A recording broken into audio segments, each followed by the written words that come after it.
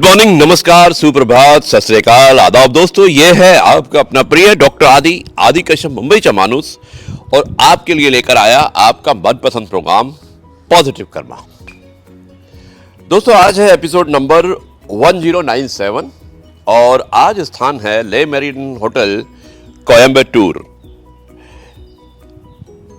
दोस्तों गंगा हम जाते हैं अपने पाप धोने के लिए, सबसे पवित्र नदी मानी जाती है, लेकिन गंगा में सिर्फ उसी के पाप धुलते हैं जिसने जानबूझकर गलती नहीं की होती है। यानी कि गलतियां तो सब करते हैं, लेकिन जिसने जानबूझकर अनजाने में जिसने गलती की होती है सिर्फ उसी के पाप धुलते हैं। और अगर आप जानबूझकर गलती करते हैं और उसके बाद गंगा में जाते हैं तो आपके पाप नहीं धुलेंगे। यहाँ तक कि अगर आप यमराज के पास भी जाएंगे स्वर्ग या नरक में तो वहाँ भी आपके पाप धुलने वाले नहीं हैं। इसलिए दोस्तों हमेशा अनजाने में की हुई गलती माफ हो सकती है, जानबूझकर की हुई गलती कभी भी माफ नहीं हो सकती है। यह है आपका अपना प्रिय डॉक्टर आदि कश्यप मुंबईचा माणूस और आपके लिए लेकर आया पॉजिटिव कर्मा।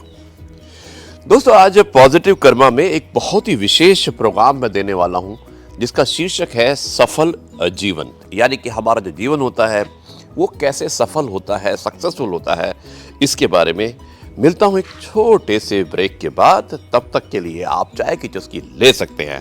धन्यवाद। एपिसोड नंबर 4097 और आज की कहानी का शीर्षक है सफल जीवन। एक बार अर्जुन ने कृष्णा से पूछा कि माधव ये सफल जीवन क्या होता है। कृष्ण अर्जुन को पतंग उड़ाने के लिए ले गए। अर्जुन कृष्ण की ओर ध्यान से देखता रहा और उसने देखा कि वह पतंग उड़ा रहे हैं।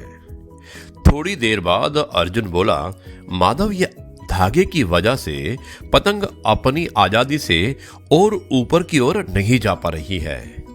क्या ये हम इसे तोड़ दें? ये और ऊपर चली जाएगी। इतना सुनकर कृष्णा ने धागा तोड़ दिया। पतंग थोड़ा सा और ऊपर गई और उसके बाद लहराकर नीचे आई और दूर अनजान जगह पर जाकर गिर पड़ी। तब कृष्णा ने अर्जुन को जीवन का दर्शन समझाया। उन्होंने कहा कि पार्थ, जिंदगी में हम जिस ऊंचाई पर हैं, हमें अक्सर लगता है कि कुछ चीजें जिनसे हम बंधे हैं वो हमें और ऊपर जाने से रोक रही हैं, जैसे घर, परिवार, अनुशासन, माता पिता, गुरु और समाज। और हम उनसे आजाद होना चाहते हैं।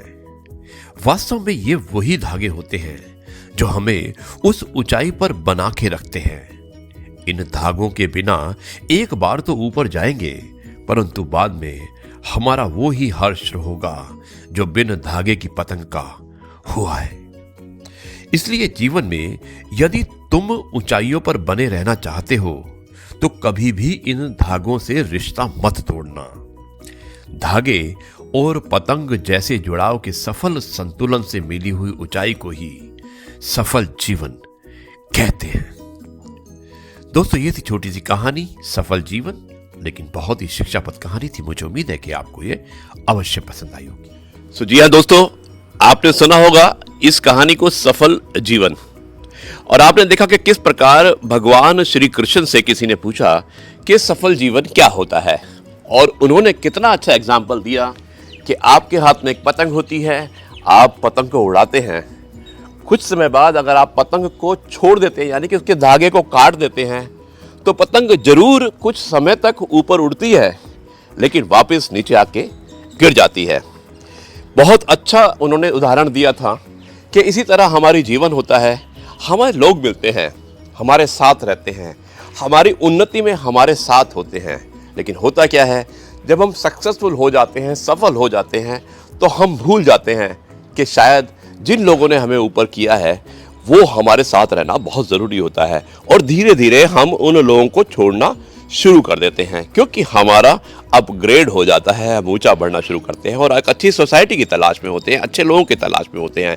लेकिन उसमें होता क्या है कि कुछ समय तक आप अवश्य ऊपर पहुंच जाते हैं, लेकिन क्योंकि आप पुराने लोगों को छोड़ चुके होते हैं तो आपको नीचे आना निश्चित होता है, क्योंकि नए लोग आपके साथ बहुत समय तक नहीं टिकते हैं।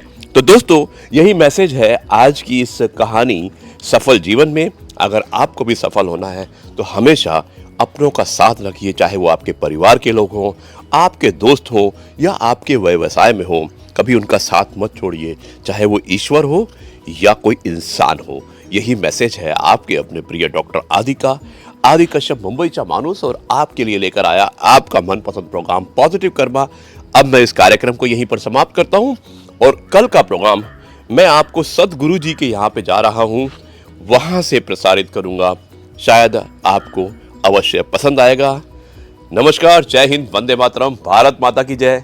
जय जवान, जय किसान, जय गुरु जी, शुक्राना गुरु जी।